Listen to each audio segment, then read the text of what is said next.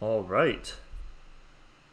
I think we're live. I'm new to live streaming, so let's see if this works. It looks like I have 4 concurrent viewers in. Hey, everyone. Thanks for coming in to this live stream. All right. Oh, I think we're live. I'm new to live streaming, so it looks. Let's see if this works. It looks like I have. Okay, cool, awesome. Yeah. Hello, everyone. Welcome. We're going to be building a solid application. Hey, Arna, how's it going? Nice. We're going to be building a solid application using the newly released linked data objects stuff. But before I do that, maybe what would be the most useful to do is to walk through a little bit of a demo application that kind of is just a LDO application that's completely stripped down. So I'm hoping that that everything's working well. Let me know if the stream isn't working well, but I think that we're good. So if you followed the tutorial application, then you are going to be making this, which is the My Solid App application. A very simple application that I've got running here. And I guess I'll just go through those 5 points that I had, which are which is first, the fact that you can use LDO's application, LDO's library to handle login for you and handle authentication. And all of that is handled here in this header. So you can see that we've got use solid auth, and then we can say check if the session is logged in and use this login name, which either uses the session web ID or this part. We'll get to this part a little bit later. And then you can render different headers. So if we see that in action here, if we log in, I'll log into solidweb.me, and that will redirect me over to solidweb.me for a login, which I've already authenticated it here.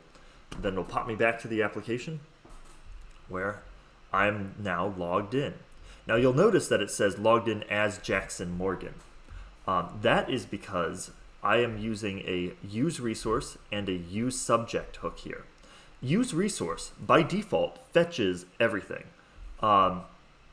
Fetches the resource itself. And if the resource has already been fetched. If the resource has not been fetched, it fetches everything if the resource has not been fetched yet. If the resource has been fetched, then it will just use the information from that initial fetch. So let's say you have another component somewhere that it has already fetched that resource, then you won't be able to, then it won't fetch it again. However, there are some configuration options here, like suppress initial reload. This means don't fetch anything. Just give me an unfetched resource. So if you put that as true, and then you can have reload on mount. If you make this true, then that means that every time this component mounts, you're going to fetch that resource, even if you haven't fetched it before. So you can see that we're fetching the profile resource, and then we are then we're saying use subject. Now we want to keep the subject, the actual raw data, separate from a hook for the resource.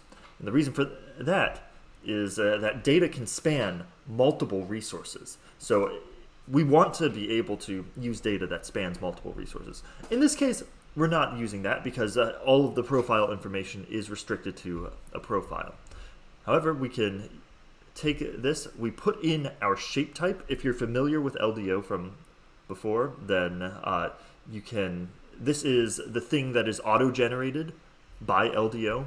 For those of you who aren't familiar with LDO from before, essentially the idea is you create check shapes. This is a standard for defining what shapes look like in RDF.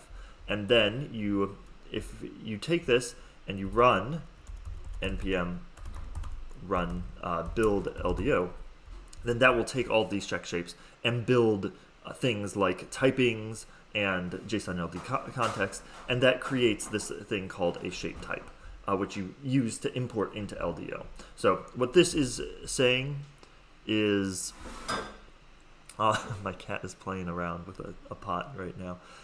What this is saying here is expect this session.webID to be a solid profile shape. And that gives us a solid profile shape, or undefined, if your session.webID happens to be undefined. In which case, we can take this and say, if we are reading the resource, so if the resource is loading, then we can say loading.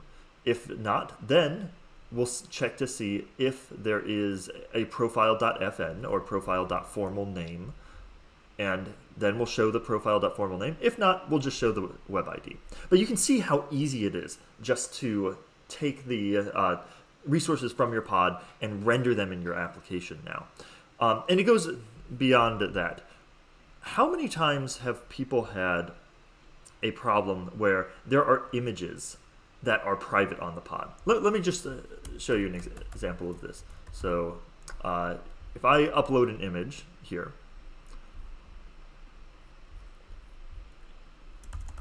and I post it, you can see that we've made a post that says cat and it's got an image.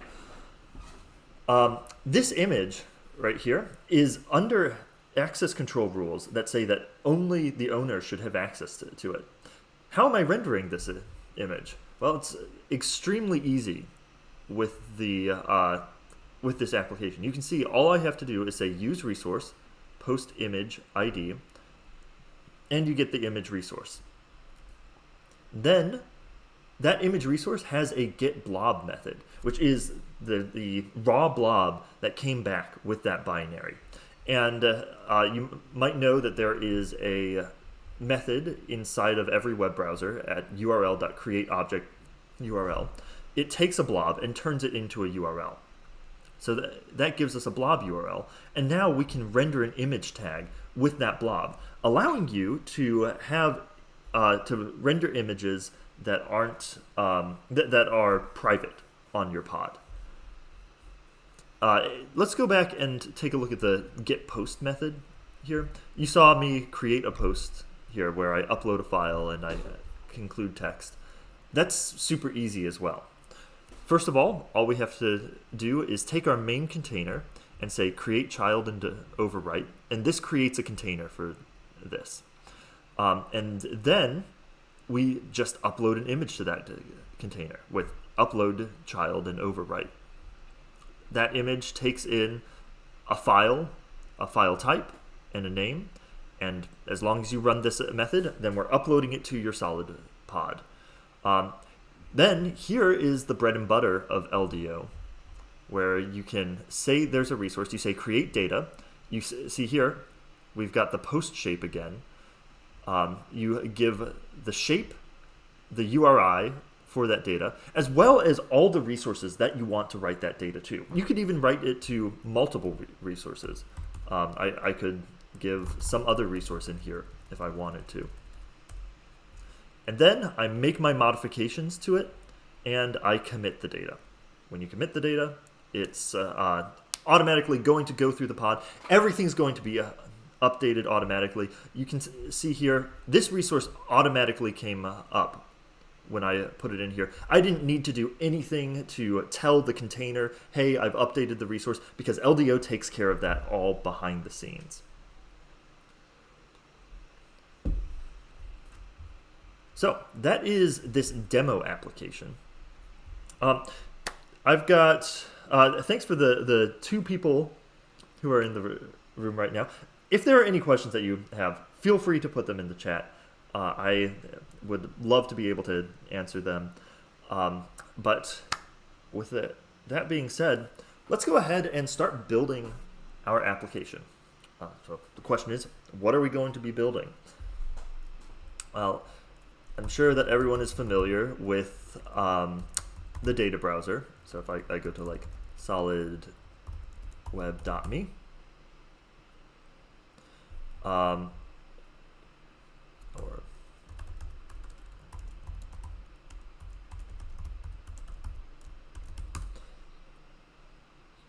So this right here is the data browser. It is probably the solid application that people are most familiar with. We have an array of things that you can do in it. This is what makes the data browser an extremely robust application. There are so many things you can do inside the data browser. If I go here to my main container, let me log in so that I can actually do stuff on this.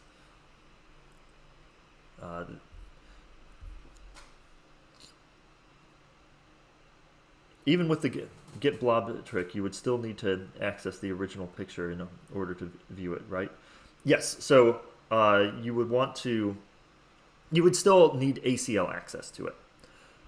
You would have a, you would still have a, so you would get a 401 or a 403 if you didn't have access to it. Any plans to have access management functionality in LDO? Yes, I do have plans to add access management to it. It was supposed to come in this release. Unfortunately, the plan to have access management in LDO, I was originally just planning to use INREPS libraries and just put a API layer on top of INREPS libraries. But INREPS libraries had a lot of problems. So I am going to need to put in a much bigger effort than I initially expected to essentially rewrite the functionality of INREPS libraries. And it's not the incentives of INREPS libraries are just a little bit different. INREPT has a product that they are selling to people that uses ACPs, and a lot of the open source servers use ACLs now. Those are two different kinds of methods for access control.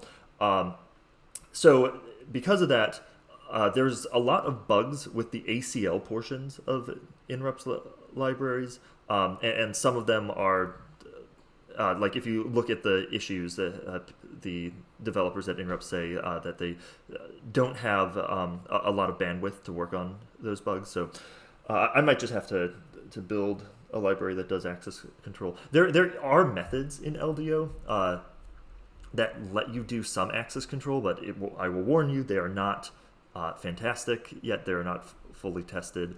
So for example, if you do like main container dot set access rules, this lets you set access rules, but this doesn't have all of the nice error handling that I have in it.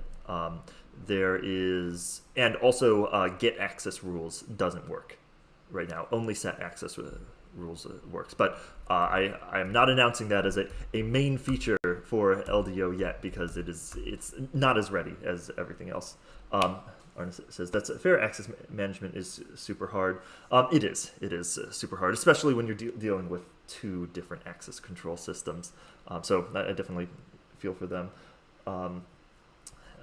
But yeah, eventually access control hopefully will be very easy. The concept behind access control that I want to do with this is I just want it to be extremely simple to do, where it's just like main container dot set access rules. I don't want the developer to have to worry about like, oh, what does the parent container mean? So eventually, when I implement the .get access rules method, I want this to know that, hey, if there's not an access control document on this, then go to the parent container and have that access control and get the access control document for that parent container. So things are coming. Just sorry, if you're using the React plugin, you'll have to do some other way to do access control rules. Mikhail, thanks for coming in. He says, 1, I'm curious about the querying over multiple resources. Do I have any examples? That is something that I want to do eventually. However, if I'm querying over multiple resources, the question is, what are we doing with that? Are we doing a Sparkle query over multiple resources? And if we are, how do we know which resources to query over? So the traditional way that people are doing that is with in Communica. This is a project that is, Communica is spelled with one M. Communica is a project. Also, Michal, have I met you before? Also, thanks for coming in. So with Communica, Communica's method for answering this question of how do I query multiple resources is it just asks you to list out all of the multiple resources that we're going to query. So if you wanted to do that, then what you could do what Communica is doing behind the scenes is you list out all of the resources that you want to query, and then it goes and fetches all of those resources and puts them into a data set and then does a query over it. And that's because Solid doesn't support a... Yes. Thank you for opening a few issues on that. Were your issues around... Let me look at your issues just so... Oh, sorry. That's... development, LDO. Okay, so... Result type doesn't match the value. Yeah, okay, so I think a lot of the issues that you've submitted, these are things that I do want to eventually get to. So hopefully I'll be able to get to them eventually. Hey, maybe if I'm going to be streaming more, maybe fixing some of these bugs and issues, there's things that I can do on stream. So anyway, but back to this concept of so what Communica does behind the scenes is because Solid doesn't have a Sparkle endpoint with it. We have what Communica does is it sends a request out to all of the resources that you listed and brings it back. If Solid did have a Sparkle endpoint in its standard, then it wouldn't need to do that.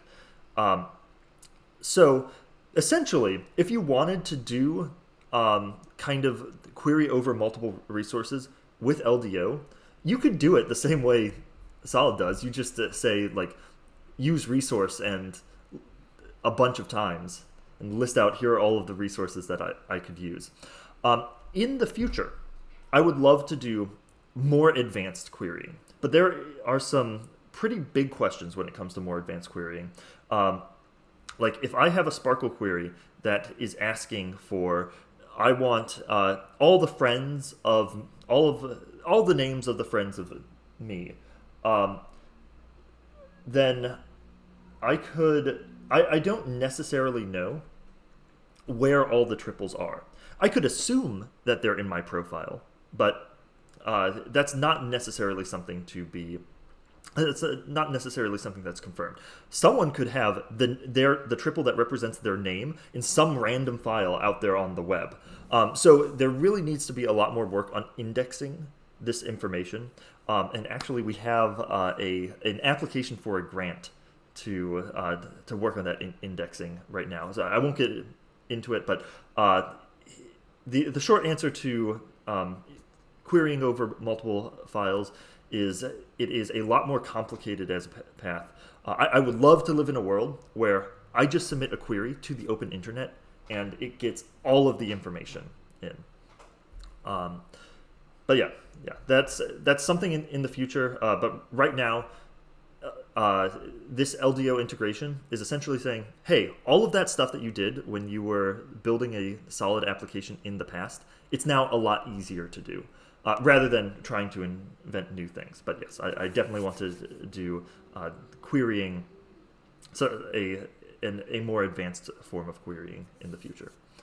Okay, back off the stack, down to the previous thing I was talking about. So what are we building?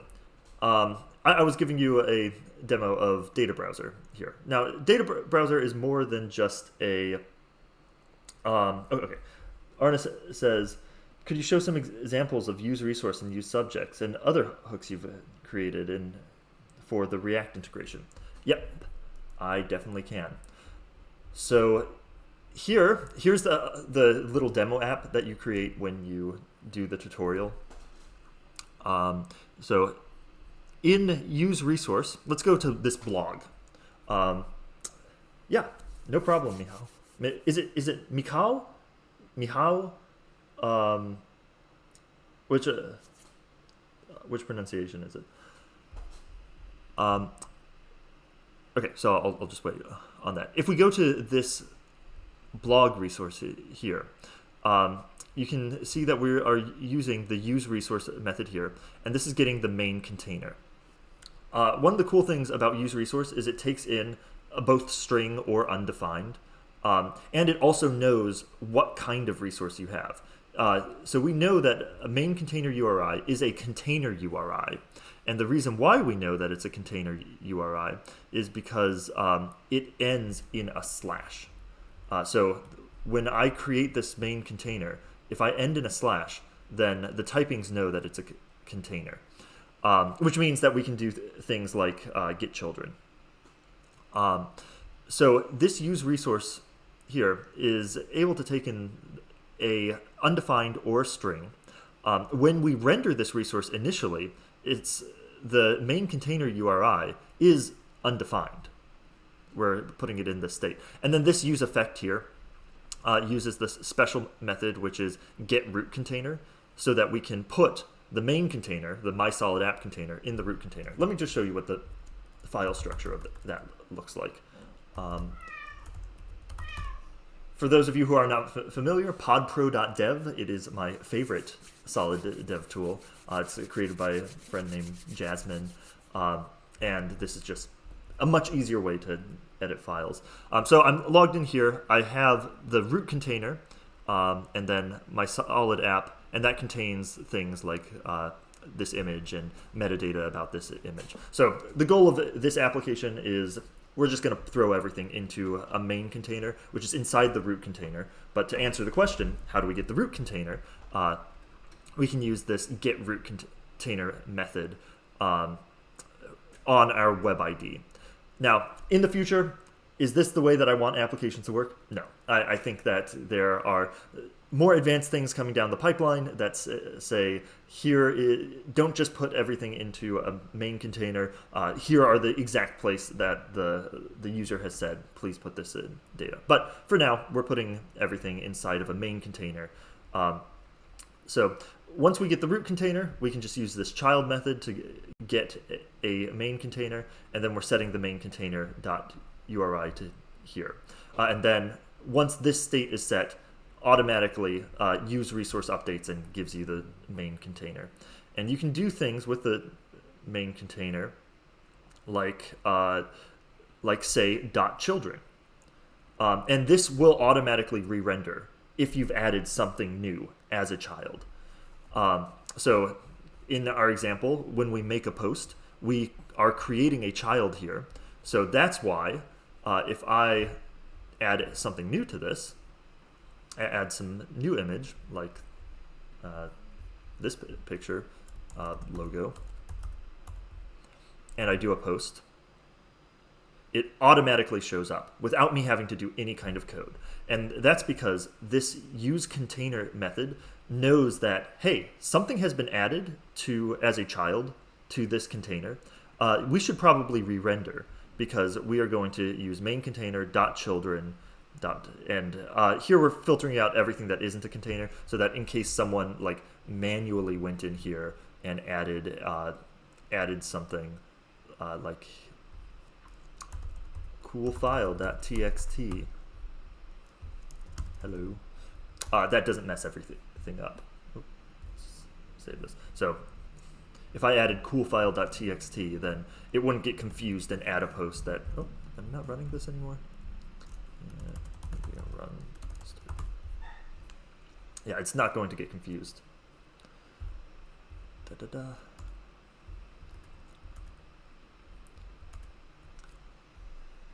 So you can see if I reload this, then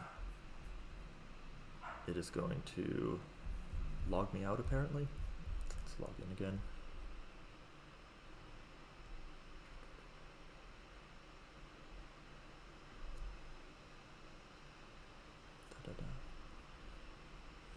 It's going to load and then show only these two, even though there's another file in here. And that's just because I'm filtering out these children, and then use a traditional map to add this. So that's use resource. Very handy for keeping everything updated at the solid level. Use subject is the other big one that keeps everything updated at the level of the. It opened a new tab. Do you have a new session? That shouldn't matter. Yeah, I guess I have 2 sessions going right now, but the application shouldn't care that there's another session in here. So if we're saying use, let's go to the post and take a look at use subject. So as I explained before, use subject is separate from use resource because a data sometimes spans multiple resources. So if I have fetched my resource and then the resource of all of my friends, I want to be able to traverse data throughout all of those resources once I've fetched it all.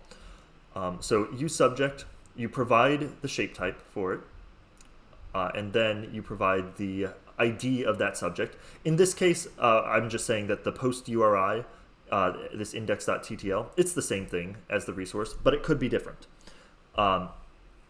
So once we do this, we get this post, and this will re-render. Now, if I were to somewhere else inside of my application edit the post and save it, then it will automatically re-render this component as well. So there's no need to worry about there's no need to worry about is there something that I need to update. LDO handles it all. LDO has a centralized data set that contains all of the data, and all of the components that use data inside of that data set subscribe to that data set. When that data set is updated, it re-renders all of the components. If you will indulge me a little bit, you might be asking, oh no, that sounds like a lot of re-rendering. Like if I have a component that is only using one subset of data from the data set, and then a component that's using a completely different subset, I don't want to re-render every component every time something in the data set updates. And this is where this React library is doing something very cool, in my opinion. I guess this is me just kind of being self-congratulatory to the stuff that I've done, but I still think this is very cool. So let me show you what this is doing. So if we go into the solid React library and into SRC, we've got in this util something called a tracking proxy context. This is what makes sure that re-renders happen properly. So what this is doing is, this is a proxy. It's a JavaScript proxy. This is the same way that LDO works. And hey, Noel, how's it going? Thanks for coming in. I'm right now. What I'm doing is I'm explaining how LDO's React library prevents the entire application from re-rendering when any change happens to a centralized data set that LDO's React library hosts. And the way that this happens is when I am going through in this application and I say something like post.articleBody, this post isn't just a JSON object, it's a proxy. And what this is doing is it's saying, hey, a get has been issued for article body. That goes here to the, let's see, where is it?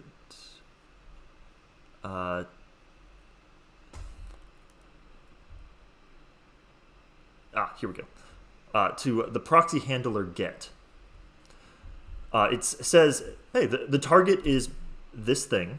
The key is article body. What are we going to do with that? And what we're going to do is we're going to add a listener to the data set for specifically this thing. So when something is added, when something is changed about just this thing, then this updates. Not when something is changed about anything else. Specifically, a listener is added for just post article body. So you can see a listener is also added for this. So post subject would be specifically this post, and then article body would be predicate. And that's how we make sure that we're not re-rendering the entire application when everything happens. Most of that stuff, like most developers don't need to know that that's happening behind the scenes. I just think it's very, very cool because I want to be a good steward for you developers. I want to make sure that you're building relatively efficient applications when you're using LDO. So that's use subject. Use subject and use resource are the two big, actually, the two of the three big hooks. The other big hook is use LDO. And use LDO doesn't do anything fancy. It is, it's just saying get resource. It's just giving you functions that are helpful for you, like this get resource function. If I don't want to use a hook to get a resource, then I can just use this get resource function, and that'll give me the resource. Mikhail says, listens to some specific depth. It listens to, so this is going back to this listener thing. It listens to whatever depth you rendered it for. So if I said like post.article body, but let's say I had other things here, post.articlebody.a.b.c, like we just have a bunch of stuff out here. As I am rendering this, it is going to be dynamically adding listeners to it. And then, which means that it listens to whatever depth you used it for in that particular render. And then, if a re-render is triggered, those listeners are cleared, and we track all of the listeners that you used it for. Because it doesn't, if I'm doing a re-render, I want to know what has updated. Yeah, it is some really cool magic. I was very proud of myself when I came up with that. So yeah, if we're doing a re-render, we just care about the thing, like what has changed from before. So those are the only things that we're listening for. Yep. So back to use LDO.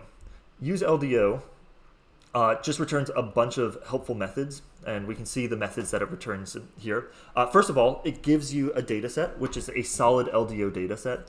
Now, a solid LDO data set is just a regular JSON LD data set, but it is also subscribable, which is why we're able to add listeners to a data set.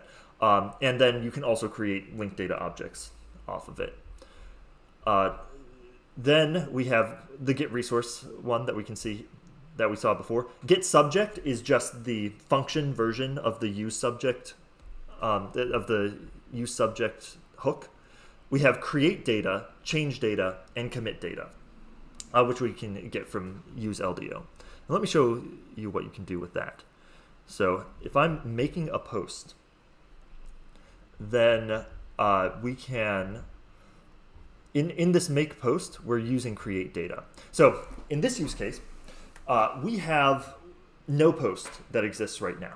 We want to create a post. And we are going to, and that's where create data comes in. So this is the linked data object shape type for post that was generated from LDO.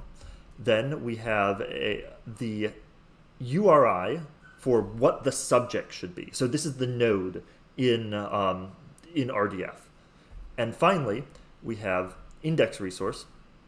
This is the resource that it should be written to. But I can include other resources here, like profile resource. This is a completely expandable list of resources. You can add as many resources to it as possible. So if you want to have data that was written to multiple documents on your solid pod, you could definitely do that. And now this post is something that I can edit. And when I want to commit it to a solid pod, all I have to do is say commit data and pass in the post. And then I get a result, and you can check if the result is an error, do whatever you want with that. So that is commit data and create data. There was also change data. So change data is for the use case. Let's say I have, let's say up here, or let's say we went over here to post. And I want to have, instead of rendering article body, I can actually do this live right now. Instead of that, let's say I have an input element, and I want you to change the article body. So the value of this is article. So actually, we're going to make a state for this. Use state of, and the state is article body, or the initial state is post dot article body. So this state is a string, edited article body. Actually, for simplicity's sake, let's not do that. Let's instead, let's just, for simplicity's sake of showing this off, let's just say I will have a button. Going back here, I'm going to add a button here that says change article body to cool stuff. And when I press this button, this is going to change the article body to cool stuff, to the word cool stuff. So on click, and this will be we'll create a callback for this the same way we did for delete post. Const change article body callback.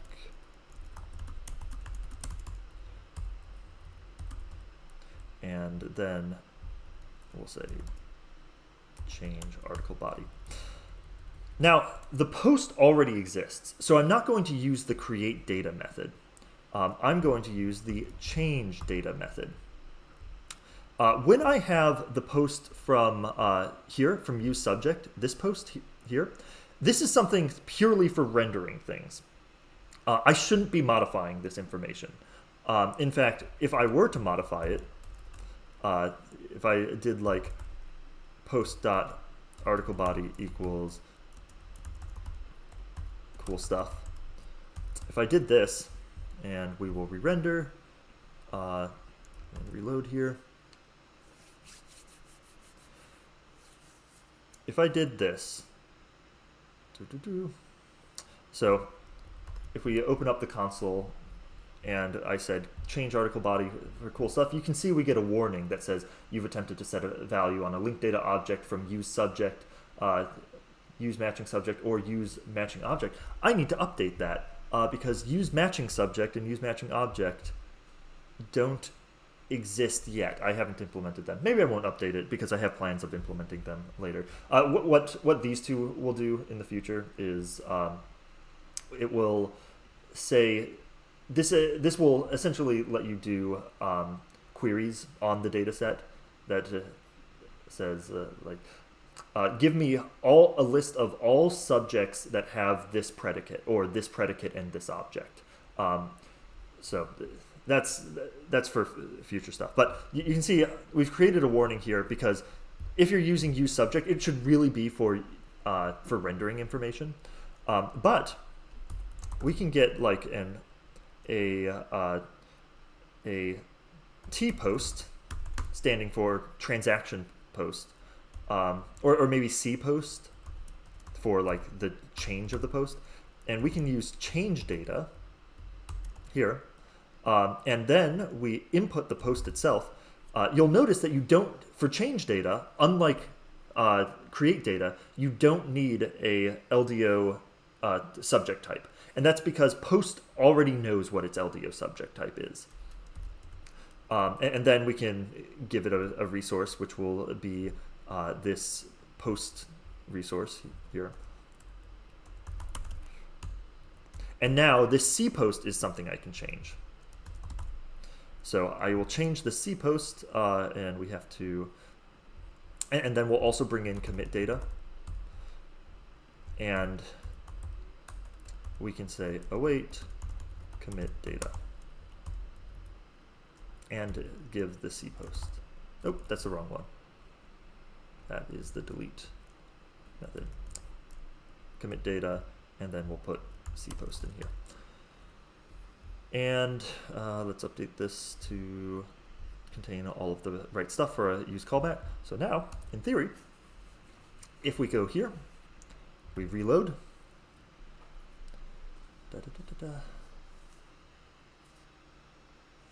Loading it up. And I can just click change body to cool stuff. You'll notice it automatically updated this.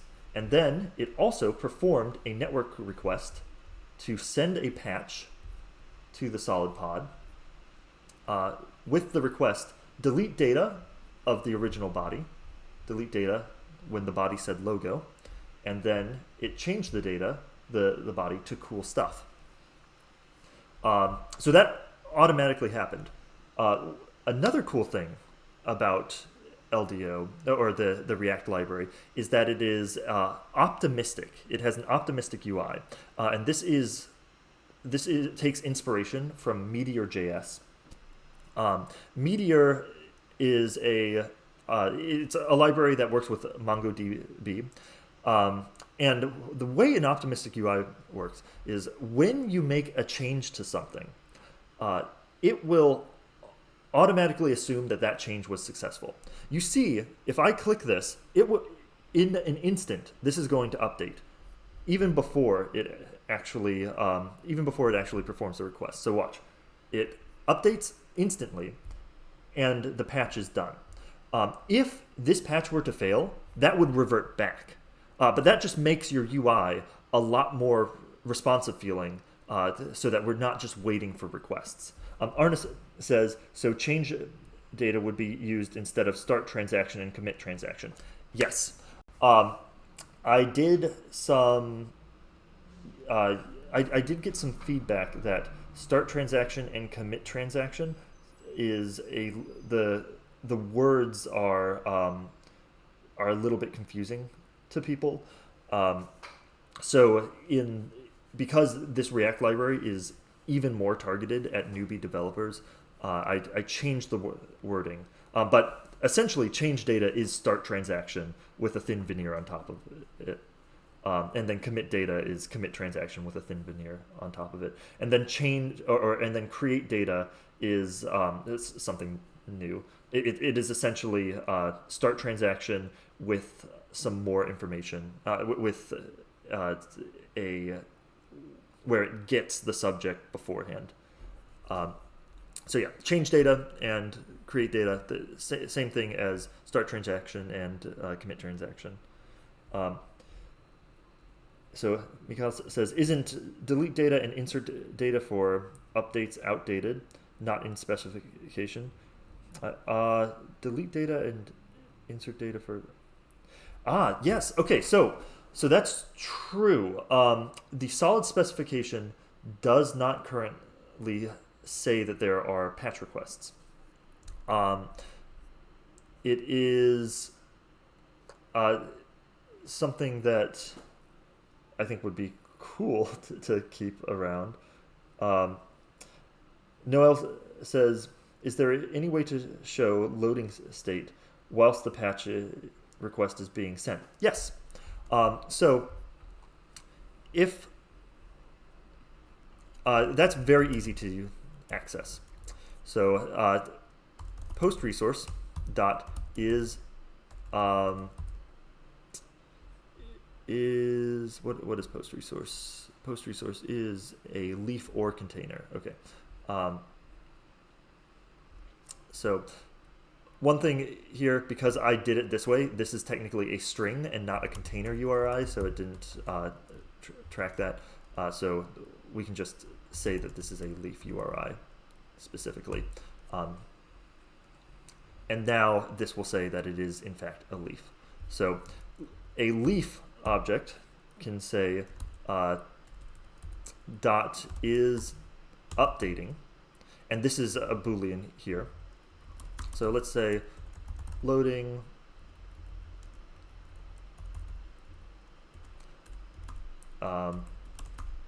or nothing. So now here, if we reload this, just using the is updating method,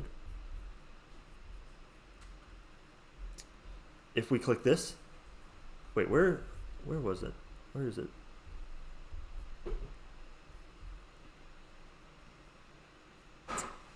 Is the patch so fast? No, it should be not loading. Let me see. No, it should. Interesting. Perhaps there's a bug on that. Let me add an issue to the new library, which is LD objects. I did submit a request to get the LDO organization on NPM, but they take months to process the request, so that's why it's at LD objects instead of at LDO. Maybe I'll convert it over to LDO. Issues is updating doesn't seem to work.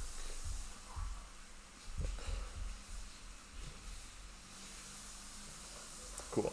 Okay. I did leave the comment, but you can still read it.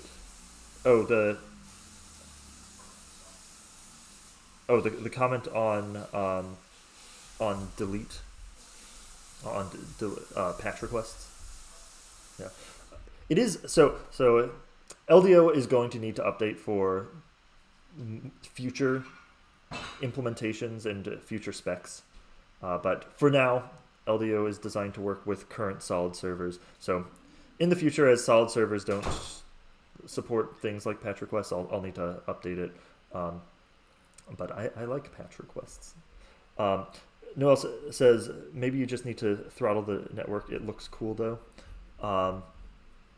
Yeah. I mean, it should be updating, just for, like in a little blink of mind. So I don't know why it's not, like the patch request does take a couple seconds, so it should be updating. Perhaps there's a problem with the re-render. So I'll look into that a bit later. But yeah, theoretically, if this worked, Michiel, that would be a way to see if things are loading. So there are methods like is updating, methods like resource.is updating. There is also a method that is just is loading. And is loading is if it's loading in any kind of way. That is, it has it's either reading, it's updating, it's deleting, any kind of a loading works. So if it is loading, then that's what that one does. Just interested to see if nope, doesn't work with is loading too. I have a feeling that it's about triggers, so I'll need to look into that a bit later. Noel says it could be that your library is using that it is optimistic and doesn't update too quickly to avoid the flashing text. No, so it would still update properly because the optimistic stuff only applies to the data set. It doesn't apply to the resources. because the resources, the thing that keeps track of the status of resources itself is separate from the data set. That's not in RDF. It's its own kind of data store that keeps track of all of that. So this is definitely a bug. It's not a feature because of the optimistic stuff. But yeah, that's so yeah. Those are the three. Back down the stack. Those are the three big hooks that come with this. Use LDO, which just gets you a bunch of nice functions to use. Use subject, which keeps track of the data itself, and then use resource, which keeps track of the data. Yeah. So that is a bit more information for those of you who are interested in LDO. I do have funding to do some more work on the build system, on the npm LDO build LDO thing, the script, the CLI that builds everything. That's probably the buggiest thing that exists in LDO right now, because many people, like Arna, yourself included, have submitted issues that like, oh, I did this in checks, but it doesn't really translate as well. So I do have a bit more funding to work on that. So fixes for that are coming. It will also include a nifty little feature in the CLI that lets you build a full library and push it to NPM if you wanted to. So that will make your shapes easily downloadable from NPM. Thus, eventually, we're inching our way closer to the dream of what shape repo might have been.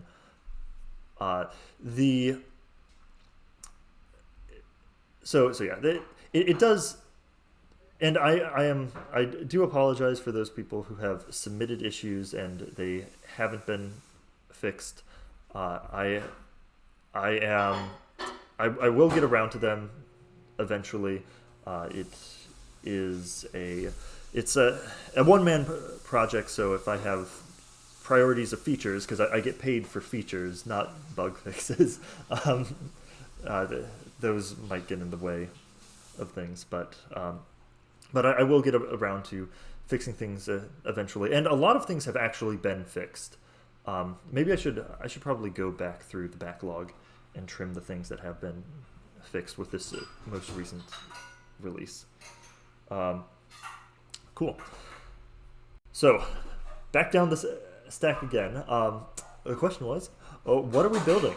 And I was showing off the data browser. The data browser is notorious for being very difficult to use, but the thing that it is very cool about is it has all these features. You can create chats, you can create checklists, you can create trackers. In fact, if I remember correctly, there were more features on this. I think there wasn't there a way to like enable advanced settings? Here you can self-assign usage. Okay. I thought that there was a way to enable advanced settings to see more features. But conceptually, the data browser is kind of cool. It's like Google Drive, where there's a bunch of different apps that you can use with it. So I just want to build a new version of the data browser. I mean, tons of people have built versions of the data browser. Of course, Penny solid. Vincent's Penny application is a go-to data browser for everyone because it has a user experience that just feels a little bit better. Web.me. Better than the traditional data browser. So there we go. Pod of Jackson Morgan. So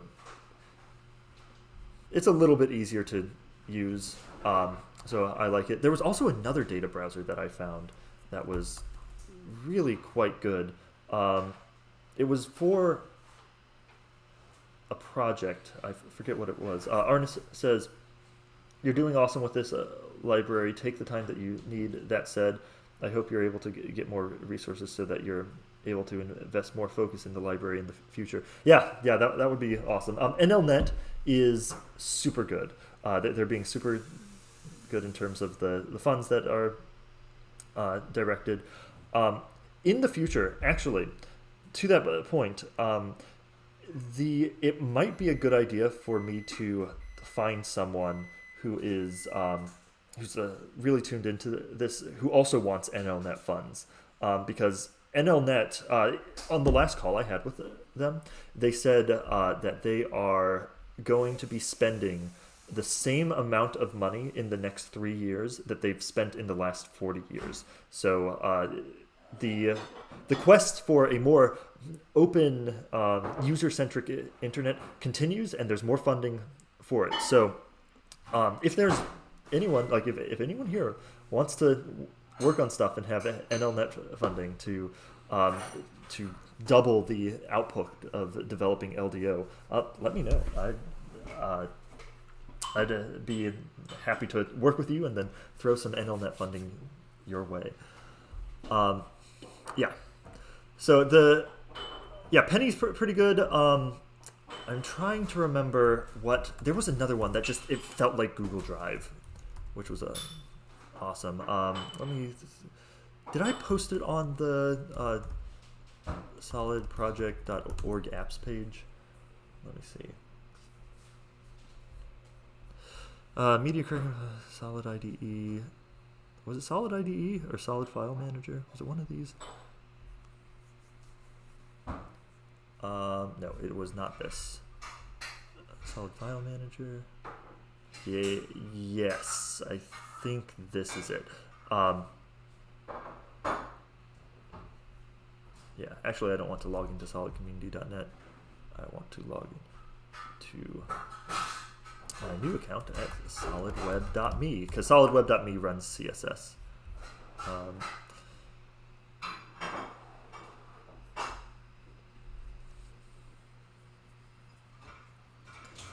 Cool.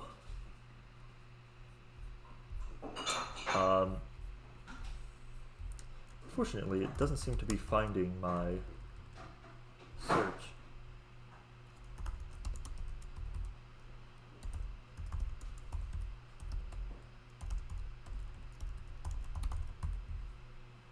Does this do something? Nope, that seems to be choose root location. Here we go. / okay. This is a problem.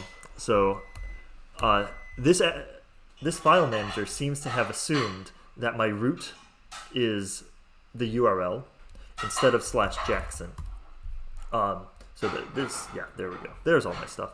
Actually, I don't think that this was the app that I was thinking of. There was a really good one. If you'll indulge me, I included it in a PowerPoint somewhere. So let me.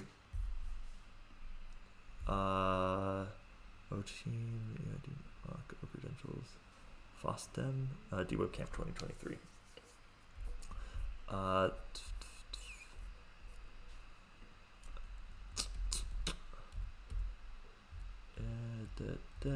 Okay. Use some apps.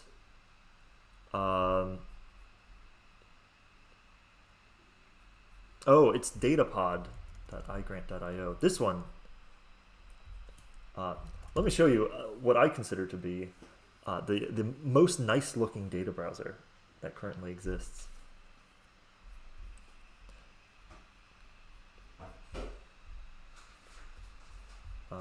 Log into my pod. I guess I have already created an account. So this is all running on, I think it's CSS itself, but they've updated the UIs to be a lot better. Seems to be taking a little bit of time to load.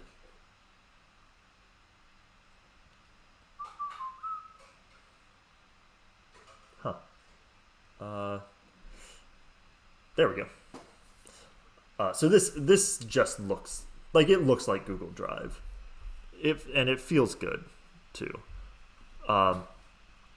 So in terms of just niceness, this feels pretty nice. And then you can just go into your public folder and say upload file, and I can select something like my picture of me cuddling with my cat. And then I got it.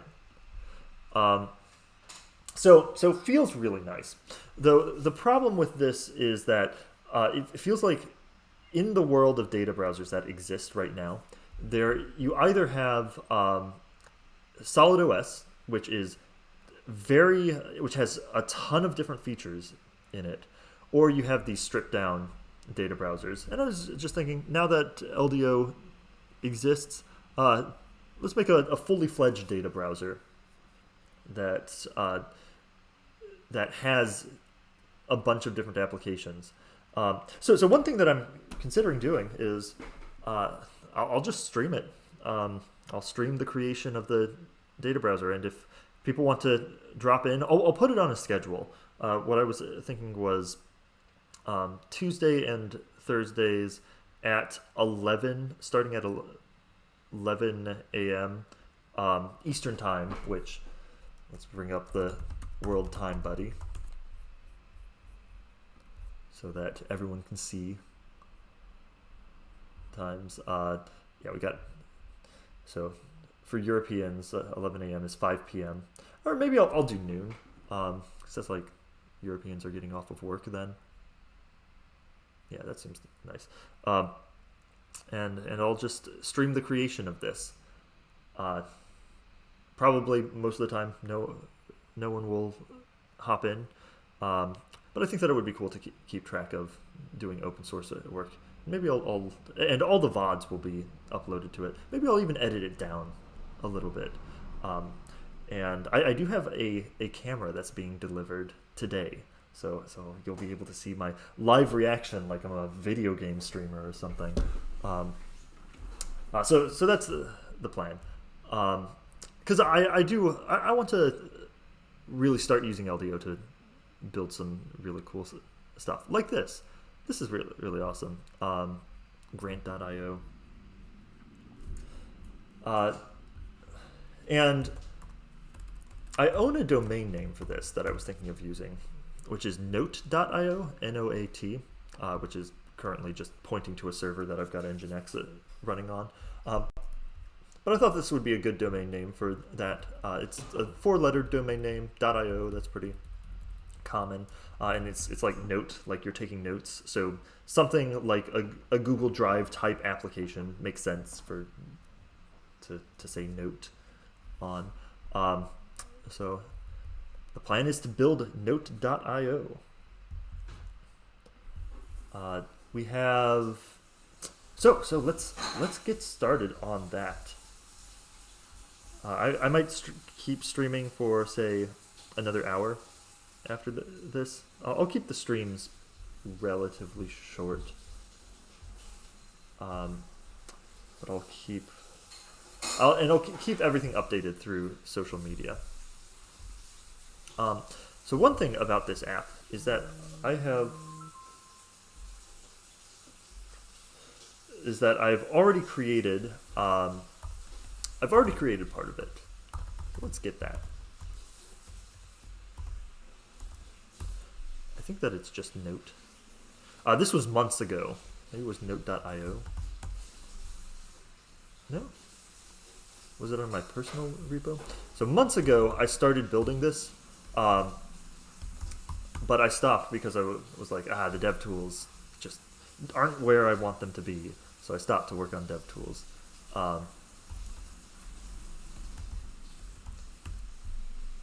Was it called like Note Client? No. Note Client. Yes, it was called Note Client. So this is an Expo application. We're building it in React Native because I do want it to eventually be able to be uploaded to all of the app stores. So let's go ahead and bring this down. See what state it's in, because I totally forget what state it's in myself. Do I not even have it on this computer? Ooh, that's how long ago it was January 18th was when I made the last commit.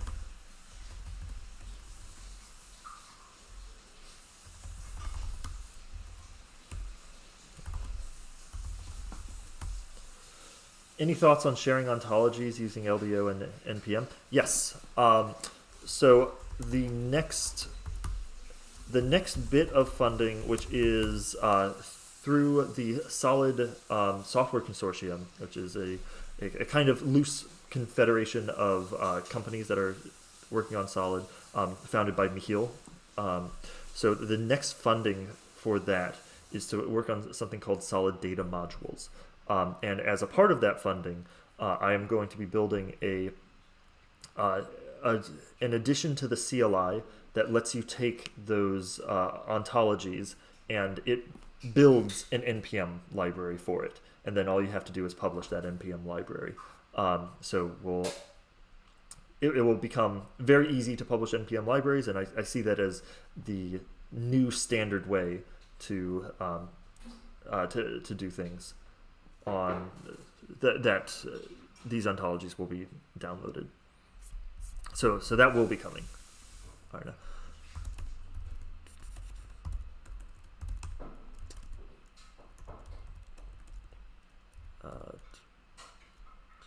Note client.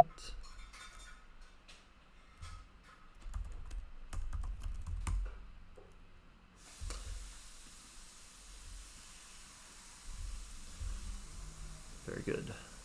Okay, let's remind ourselves what this library is like. Okay, let's.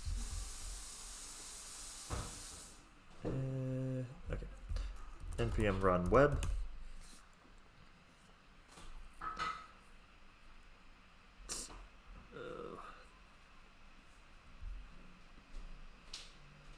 Okay, this project is so old, we need to update our expo stuff.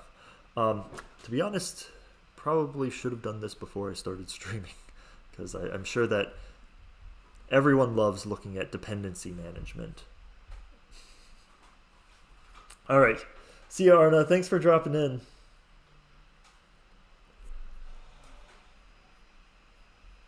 Da, da, da, da, da. Okay. Watch the viewers plummet as I do dependency management. Install npm CLI. Alright, let's do it.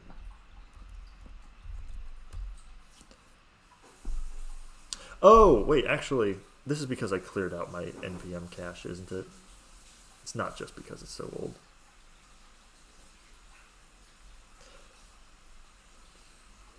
Thanks to the 3 people who are here right now. Thanks for watching me install npm dependencies. Riveting stuff, isn't it?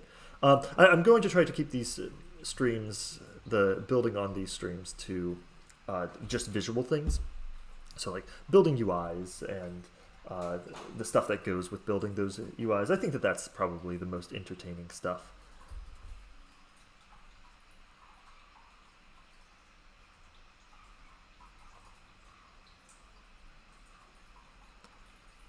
Yeah. We have another thing while this is loading up. Oh, cool. It's loaded up. I will save that thing to say later. So now let's try npm run web. All right. Nope. Okay. So this is because it's old. New Expo CLI package. Learn more. Add this thing. To use the it looks like okay, that's been deprecated. You know, maybe what I should do is actually just create a new Expo project, and then port everything over to it. But that's not fun. That's not good content. That's something I should do behind the scenes. Actually, I should create a list of things that I need to do before I stream next. Port project to new to new expo.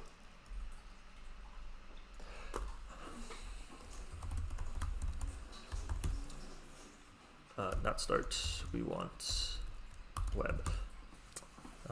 All three people waiting with bated breath to see what this application looks like. I'm waiting too. Did I not save this? Okay, well, oh, it's because I didn't put npx in here.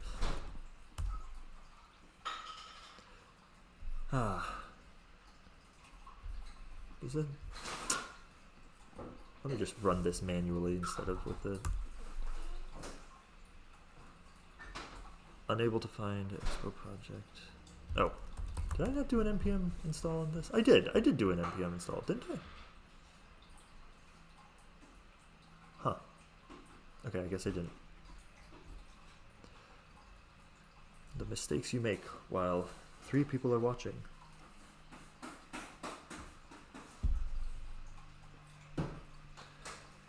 I really thought I did an npm install. Yeah, what was this?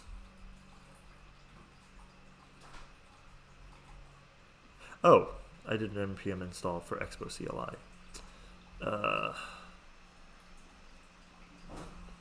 Riveting stuff. Okay. So this stuff is not fun to watch as a stream.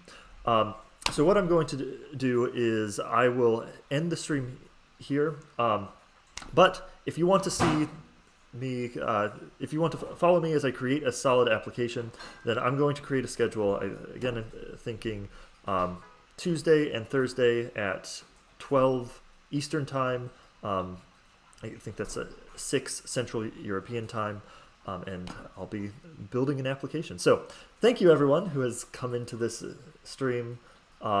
This was a lot of fun. I was happy to answer all of your questions about the new LDO, and feel free to pop in any more questions. All right. Thanks everyone. So long.